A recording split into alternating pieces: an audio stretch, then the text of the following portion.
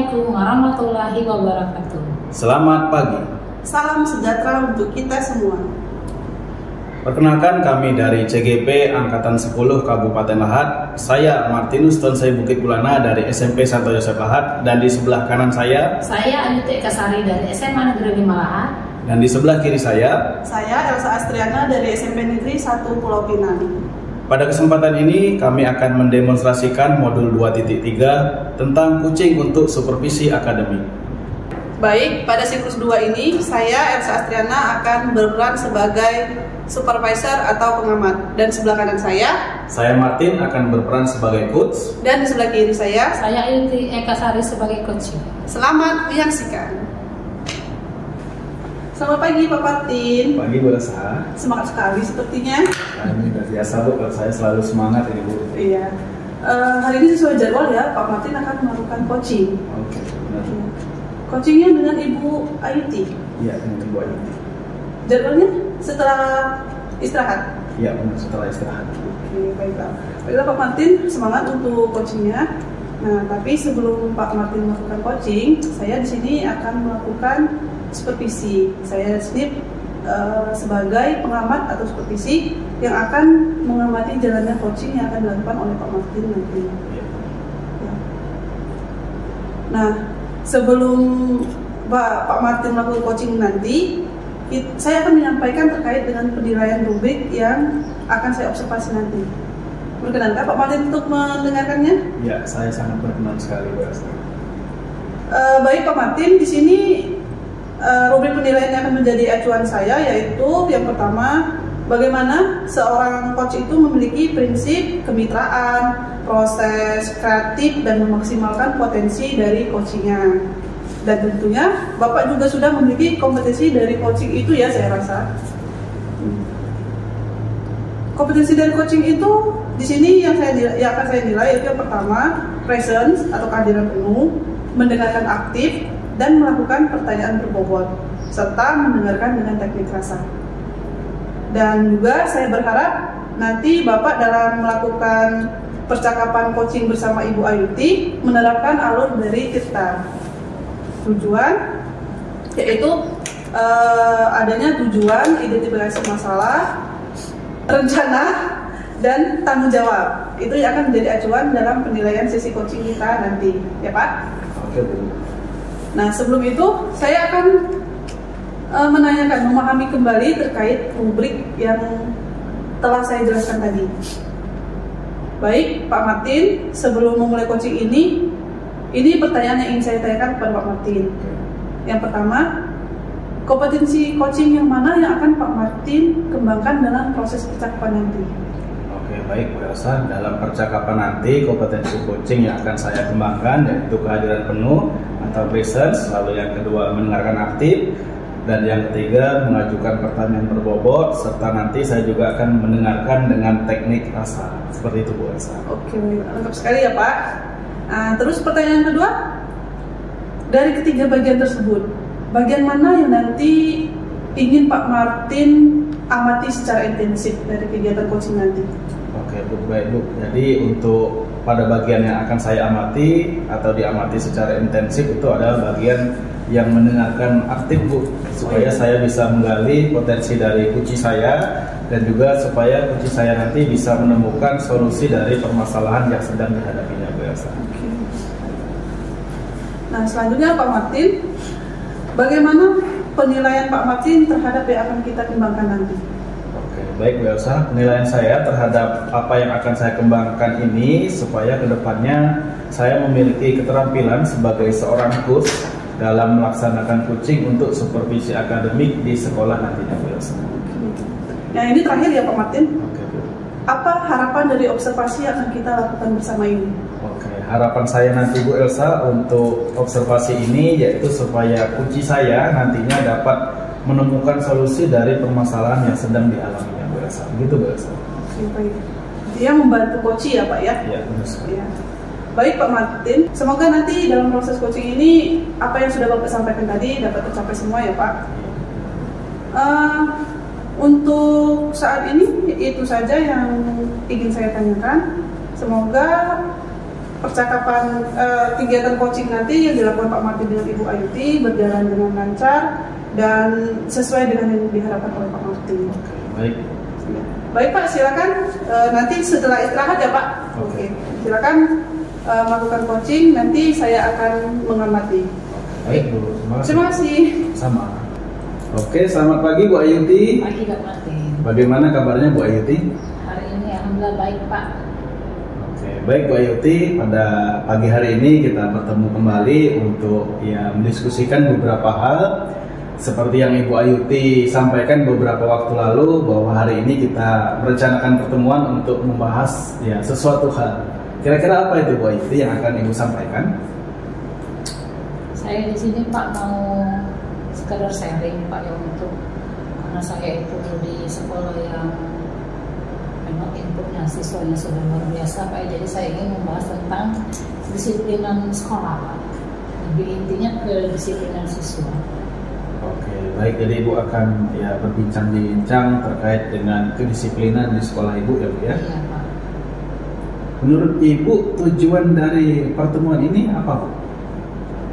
Saya ingin mencari solusi Pak untuk lebih mendalami untuk menerapkan kedisiplinan siswa di sekolah. Mungkin nanti dari obrolan kita ini ada hal-hal baru atau solusi-solusi baru untuk menegakkan disiplin sekolah kami Pak Martin. Oke, baik. Jadi seperti itu ya Bu ya. Iya Pak. Selanjutnya Bu Ayuti terkait dengan ukuran keberhasilannya Bu Ayuti, menurut Ibu Ayuti kedepannya sebagai sekolah yang memiliki kedisiplinan itu ukurannya seperti apa jika dikatakan berhasil? Dikatakan disiplin. Ya. Minimal Pak Martinnya ketika siswa itu bisa masuk 7 lewat 7.15, minimal itu 7.15 sudah di sekolah. Itu salah satu contoh keberhasilan kedisiplinan untuk kedatangan sekolah Pak Martinnya. Kalau yang hal lain misalnya dengan peraturan, mungkin pakaian, rambut, kuku, ukuran keberhasilannya ya rambut pendek, kuku pendek, bersih gitu Pak. Pakaian sesuai hari. Oke, jadi menurut Ibu Ayuti nanti kedepannya anak-anak paling tidak sudah bersikap ataupun ya berperilaku sesuai dengan tata tertib yang telah ditentukan oleh sekolah. Gitu ya Bu Ayuti? Baik, selanjutnya Bu Ayuti, jadi kesempatan apa yang Ibu Ayuti miliki sekarang untuk meningkatkan kedisiplinan peserta didik?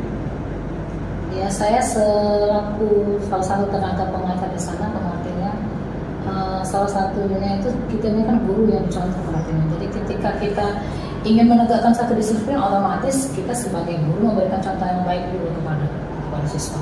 Contoh kuku harus pendek, yang minimal kuku gurunya juga harus pendek. Gitu Pak Martin. Baju juga guru juga sesuai hari. Jadi kan siswa tidak ada protes. Oh, ibu sudah seragam, bapak sudah rapi, otomatis mereka kan meniru gitu Pak Martin. Oke, benar sekali. Jadi istilahnya kita sebagai seorang pendidik harus menjadi teladan lah gitu Iya, ya. Pak Martin. Oke. Baik Bu Ayuti, selanjutnya ini dari skala 1 sampai 10 ya Bu Ayuti. Menurut Ibu posisi kedisiplinan Ibu sekarang itu ada di posisi mana? Kalau 1 sampai 10 untuk sekarang ini posisi saya itu di 8 Pak Martin. Tapi karena itu kan untuk semester ini saya 2 sekolah Pak Martin, yang di sekolah lain saya, jadi berbagi waktunya berbagi Pak Martin. Oke, jadi posisi Ibu sebagai seorang pendidik ini sudah berada di angka 8 menurut Ibu ya Bu ya. Iya. Jadi kalau begitu untuk mencapai tujuannya, harapannya ya Ibu sebagai seorang pendidik bisa meningkatkan lagi dan anak-anak juga bisa meningkatkan lagi. Iya. Lalu Bu Ayuti, untuk mencapai tujuan tadi, peserta didik yang memiliki kedisiplinan paling tidak tinggi, sadar, bagaimana atau kekuatan yang ada pada diri Ibu itu seperti apa? Kita sebagai guru mengajak anak selain menjadi tauladan yang baik tadi Pak Martin ya, lebih peraturan itu benar-benar diterapkan di sekolah. Terkadang kan kita masih ada kelonggaran. Misalnya di satu sekolah itu, misalnya sekolah kami kan kalau dulu, sekarang ini sudah agak kendor Pak Martin. Kalau dulu kan ada per poin. Misal punya satu anak punya 200 poin. Misal satu kali apa kurang 5. Misalnya pas pelajaran keluar masuk dikurang lagi 5. Lama-lama kan poinnya tinggal berapa Pak Martin. Nah itu sekarang sudah tidak ada di sekolah kami. Minimal itu sudah ada gitu. Untuk kedepannya ada lagi gitu. Oke, berarti semacam reward lah gitu ya. Iya. Kalau ada peserta didik yang memiliki kedisiplinan itu diberikan reward seperti itu. Iya. Oke, dalam menjalankan tujuan Ibu tadi untuk meningkatkan kedisiplinan, adakah hambatan yang menghalangi Ibu selama ini untuk melaksanakan kedisiplinan tersebut?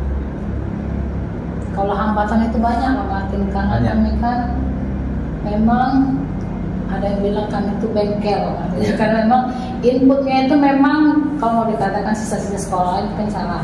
Tapi mungkin kami itu inputnya memang anak-anak yang luar biasa, yang broken home, yang kurang kasih sayang orang tuanya sibuk Pak Martin. Jadi hambatan kami yaitu memang permasalahan itu sudah ada dari rumah ke sekolah, siswanya itu mencari perhatian guru, tapi mencari perhatian guru itu dengan cara yang salah, dengan cara tidak mentaati peraturan.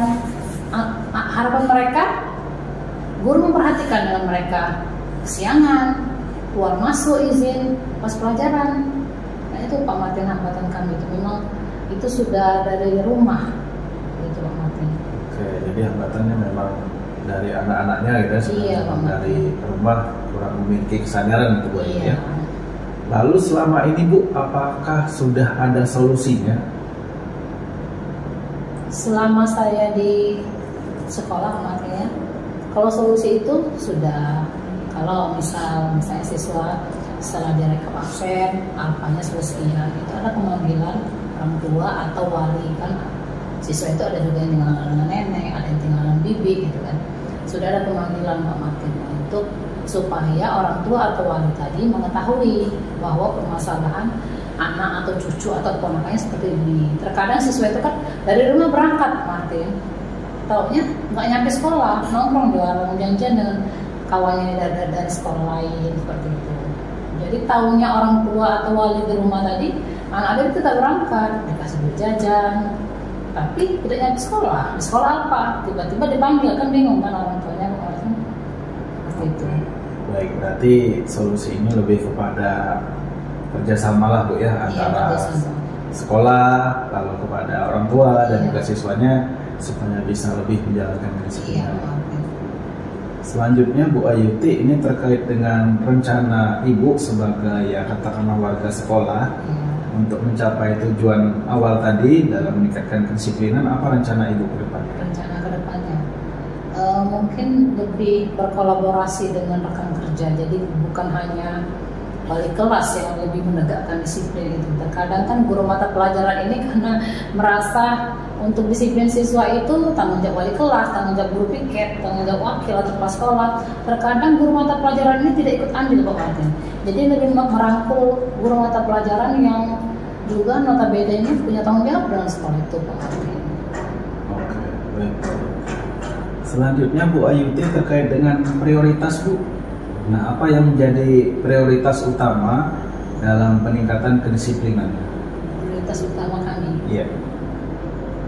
ya minimal kehadiran siswa dan seragam sekolah Pak Martin. Karena kehadiran siswa itu benar-benar luar biasa Pak Martin. Siswa itu sudah menganggap remeh kalau sekolah kami itu. Oke, berarti kehadiran siswa yang paling tidak sesuai dengan apa yang telah disyaratkan oleh sekolah. Iya, sekian persen tidak naik. Harapan saya itu benar-benar ditegakkan di sekolah. Baik Bu Ayuti, ini terkait dengan jangka waktu Bu. Kan Ibu sudah berada di sekolah itu selama beberapa tahun. Iya. Dan beberapa tahun ini juga pasti Ibu sudah ya sedikit mungkin merencanakan perubahan-perubahan. Iya. Nah ini terkait dengan jangka waktu kedepannya itu menurut Ibu berapa lama jangka waktu ini akan ya istilahnya dilaksanakan untuk peningkatan kedisiplinan ini?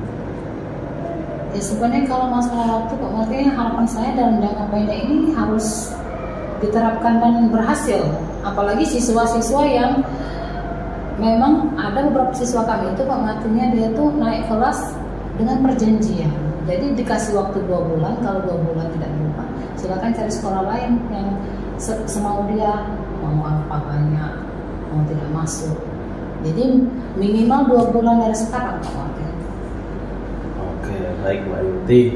Tadi Ibu sudah ya dalam rencana Ibu tadi Ibu menyampaikan bahwa akan berkolaborasi dengan ya sekolah, dengan orang tua dan juga anak-anak, terutama ini untuk ya mencapai kedisiplinan anak yang lebih tinggi daripada sebelumnya. Lalu ukuran keberhasilan menurut Ibu nanti ke depannya itu seperti apa, Bu? Ukuran keberhasilan? Ukuran keberhasilan menurut saya, siswa itu datang tepat waktu, terus seragamnya sesuai hari Pak Martin, penampilannya juga sesuai kontraknya siswa, rambut pendek, jangan menyayangi guru kalau guru tidak bisa di Pak Martin ya. Mungkin itu Pak Martin. Oke, jadi datang tepat waktu berkaitan dengan ya kerapian seragam, rambut dan lain sebagainya gitu ya. Nanti kedepannya diharapkan anak-anak bisa meningkat. Iya. Baik Bu Ayuti, selanjutnya ini terkait dengan komitmen Ibu sebagai warga sekolah. Ini terkait dengan rencana aksi. Ini bagaimana komitmen Ibu ke depannya? Komitmen saya sebagai guru, saya mulai semester ini izin dulu kan dari wali kelas Pak Martin. Tapi makanya saya menanamkan pada diri saya sendiri, karena saya sekarang hanya guru mata pelajaran. Jadi saya jangan menganggap bahwa kewajiban mendisiplinkan anak itu bukan hanya kepada wali kelas, tapi guru mata pelajaran juga mempunyai tanggung jawab minimal saat pelajaran kita. Terkadang kan guru ini saat pelajaran kita, misalnya siswa bermasalah masih melempar ke wali kelas Pak Martin. Jadi minimal kita sebagai guru mata pelajaran itu, kalau memang ada siswa bermasalah, itu yang tanggung jawab kita sebagai guru yang masuk ke kelas hari itu. Oke, berarti memang Ibu sudah menjaga komitmen gitu ya. Kalau ada anak yang bermasalah, melanggar tata tertib, melanggar kedisiplinan, itu ya paling tidak kita sendiri sebagai seorang warga sekolah, sebagai seorang guru ya sama-sama memiliki tanggung jawab yang lebih seperti itu ya. Oke. Lalu Bu, siapa orang ataupun ya warga sekolah lain yang dapat menjaga komitmen Ibu tadi? Untuk menjaga komitmen tadi, ya warga sekolah, guru, TU, dan kepala sekolah.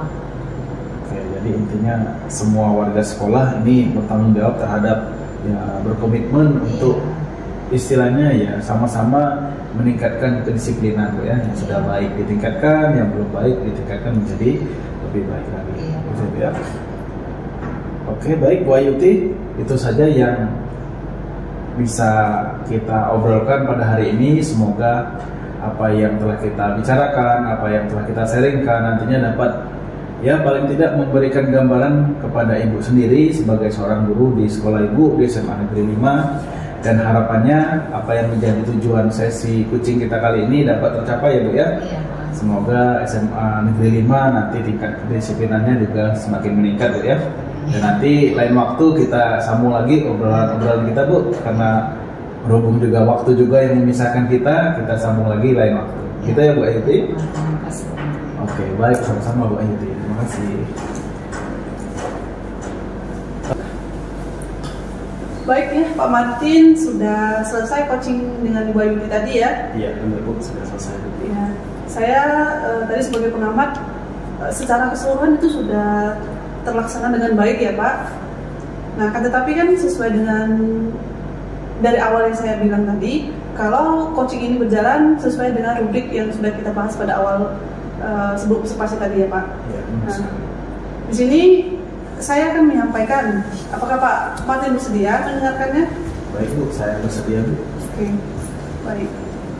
Di sini bagaimana Pak Martin menilai sendiri performa yang sudah Bapak lakukan dalam melakukan coaching bersama Ibu Ayuti tadi? Oke Bu, menurut saya tadi kalau menilai diri saya sendiri, saya sudah berusaha semaksimal mungkin untuk menjadi coach yang baik bagi coach saya, seperti itu. Oke. Selanjutnya, apa yang membuat Pak Martin menilai demikian? Ya. Oke, Baik Bu, jadi saya menilai demikian, saya berusaha semaksimal mungkin, saya selalu ya istilahnya bertanya, memandu Ibu Ayuti itu menggunakan teknik-teknik sebagai seorang coach, dan juga saya sudah berusaha menerapkan dari Aluteta Bu, itu yang menjadi acuan saya sebagai seorang coach untuk menggali lebih banyak terhadap coach saya. Begitu. Selanjutnya Pak ya, masih ada pertanyaan selanjutnya dari coaching yang sudah Pak Martin lakukan.